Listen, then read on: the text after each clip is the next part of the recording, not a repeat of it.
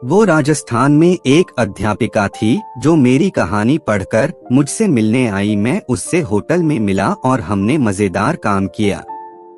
नमस्कार दोस्तों, मैं आपका अपना साथी संदीप सिंह हूँ। मेरी उम्र 26 साल है। मैं उत्तर प्रदेश के शहर कानपुर का रहने वाला हूँ और दिल्ली में जॉब करता था। मैं अपनी शारीरिक बनावट की बात करूं तो मेरी हाइट 5 फुट 7 फीट है।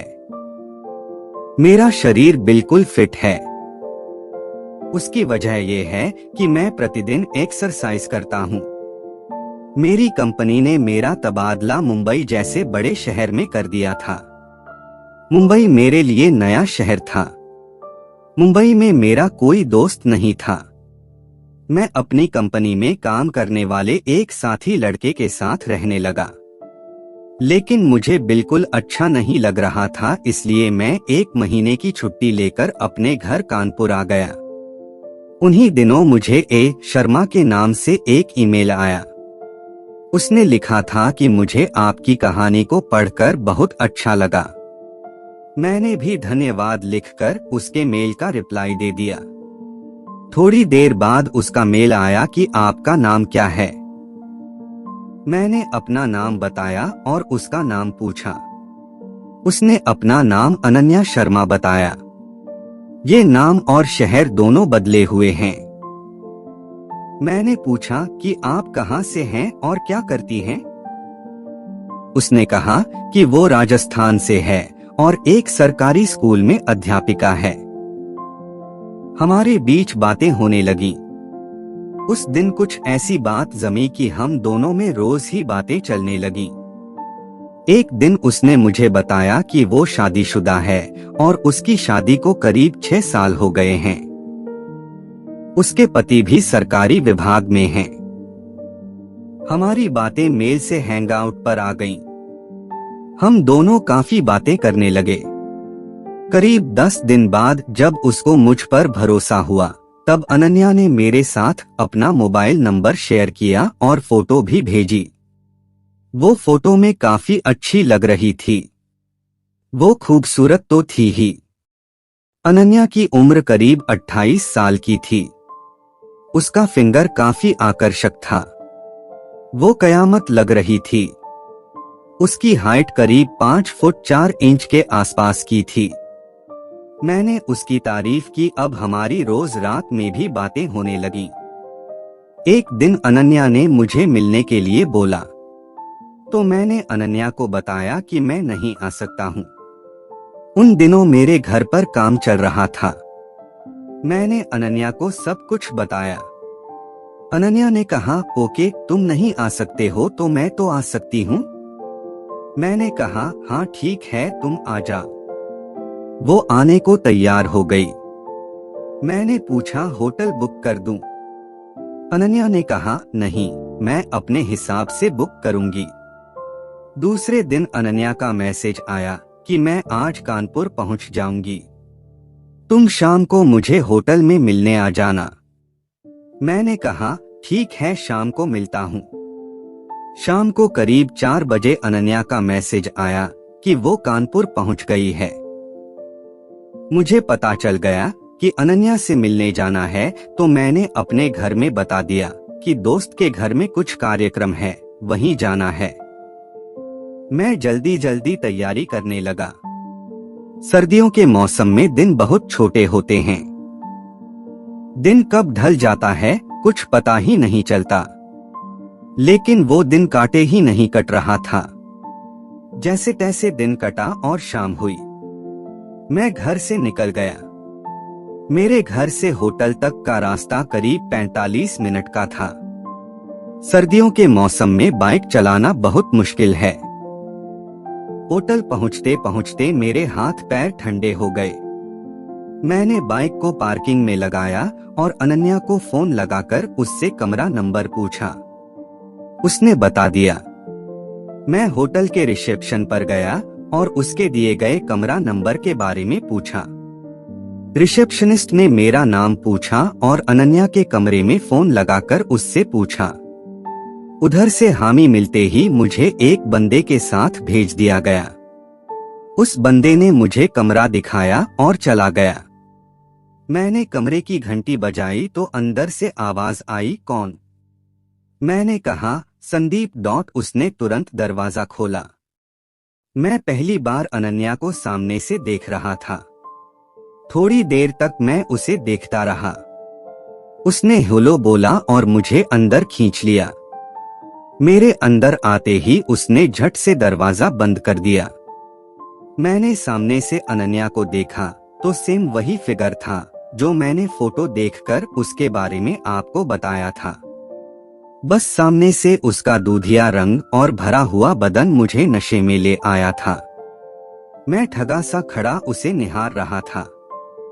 राजस्थान की लड़कियां ऐसे भी लंबी होती हैं।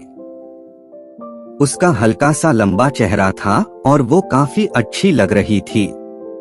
अनन्या ने मुझे गले से लगाया। हटते ही उसने मेरे होठों पर एक छोटा सा किस कर दिया और सोफे की तरफ इशारा करते हुए बैठ गई। मैं भी अनन्या के करीब बैठ गया। हम दोनों काफी देर तक एक दूसरे की आंखों में देखते रहे। फिर धीरे से उसके हाथों को अपने हाथों में लेकर धीरे धीरे सहलाने लगा। अनन्या ने अपने सिर को मेरे कंधे में रख लिया और बोली, कुछ पियोगे? मैंने कहा, जाने मन, मैं तो पीने ही आया हूँ। वो मेरी तरफ शरारती नजरों से देखकर मुस्कुराने लगी। फिर उसने रूम सर्विस को फोन करके 2 चाय मंगाई। कुछ ही देर में चाय आ गई और हम दोनों चाय पीते हुए बात करने लगे। चाय पीने के बाद उसने अपनी सफेद जैकेट को उतारा और बेड से कंबल लेकर मेरे गोद में सिर रखकर लेट गई। मैं बात करते हुए उसके बालों को धीरे धीरे सहलाने लगा। मैं कभी कभी उसके माथे पर किस कर देता। धीरे धीरे ऐसा ही चलता रहा। पता नहीं कब हम दोनों के होंठ आपस में जुड़ गए और एक दूसरे को किस लगे। मैं उसके होठों को किस करते हुए उसके बालों को आहिस्ता आहिस्ता सहलाने लगा। करीब 10 मिनट तक हम दोनों एक दूसरे के होठों को कर रहे थे। फिर हम दोनों अलग हुए, देखा तो 8 बज रहे थे।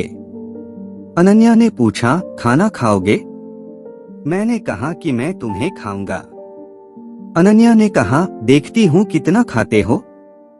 हम दोनों हंसने लगे। उसने 2 प्लेट्स नॉनवेज ऑर्डर दिया।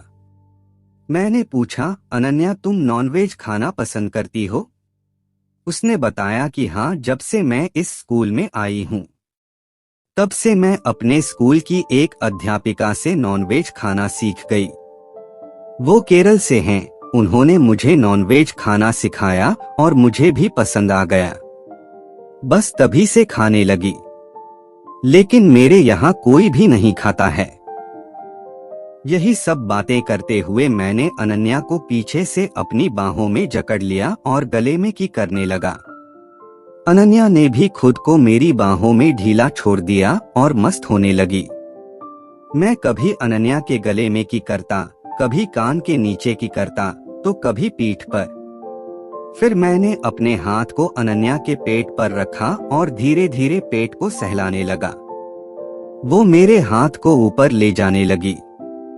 मैंने अपने हाथ को बिंदास अनन्या के मम्मों के ऊपर रखा और उन्हें सहलाने लगा।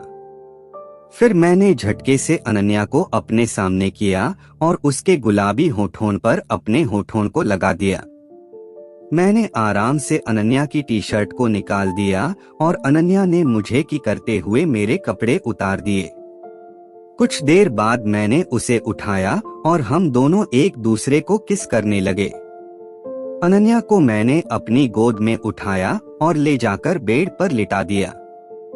करीब 20 मिनट तक मैंने और अनन्या ने अलग अलग पोजीशन में काम किया। थोड़ी देर बाद हम दोनों फ्रेश हुए और कुछ खाया। फिर एक दूसरे से लिपट कर बात करने लगे। उस मिलन में हम दोनों ने 2 रात और दिन में कम से कम 10 बार से ज्यादा काम किए। फिर मैंने अनन्या को कानपुर भी घुमाया। हम दोनों ने खूब सारी मस्ती भी की। जिस दिन अनन्या को कानपुर से जाना था तो मैंने उससे पूछा, तुम्हें कानपुर कैसा लगा? वो बोली, तुम और तुम्हारा कानपुर बहुत अच्छा लगा। एक चीज को छोड़कर, और वो है हवाई जहाज। मेरे यहाँ से कानपुर के लिए सीधी कोई फ्लाइट नहीं है, वरना जल्दी से उड़कर आ जाती। फिर हम दोनों अलग हुए और ये एहसास किया कि शायद भगवान की मर्जी हुई तो फिर मिलेंगे। फिर वो अपनी दुनिया में चली गई। उसके बाद अनन्या ने कभी मुझसे बात नहीं की, और शायद न मेरे पास समय था, क्योंकि मुझे भी माया नगरी रास आने लगी थी। करीब 1 साल बाद एक अनजान मेल से एक मेल मिला।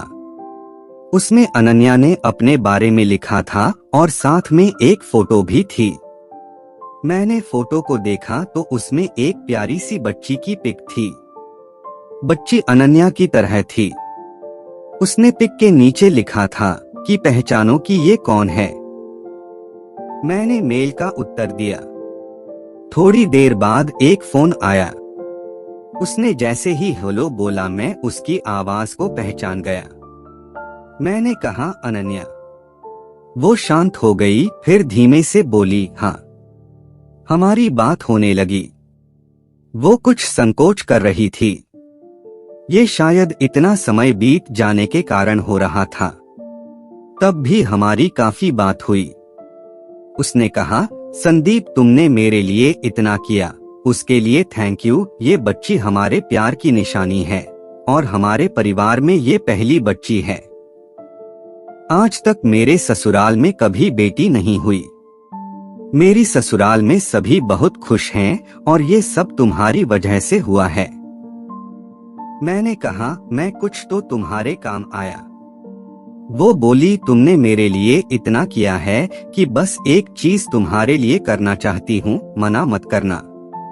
मैंने कहा, मुझे कुछ नहीं चाहिए, बस तुम इसकी अच्छी सी परवरिश करना। अनन्या बोली, उसकी टेंशन मत लो, इस बच्ची के पास अपना खुद का बहुत पैसा और जायदाद है। हमने उस दिन काफी देर तक बात की। उसके बाद अब हमारी मेल से कभी कभी बात हो जाती है। दोस्तों, ये कहानी आपको पसंद आई तो प्लीज एक लाइक जरूर करिए। इससे हमें मोटिवेशन मिलता है, और अगर चैनल पर नए हैं तो सब्सक्राइब करना बिल्कुल न भूलिएगा। घंटी को जरूर दबाएं, जिससे कि नई कहानियों का नोटिफिकेशन पहले आपको मिले। तब तक के लिए नमस्कार।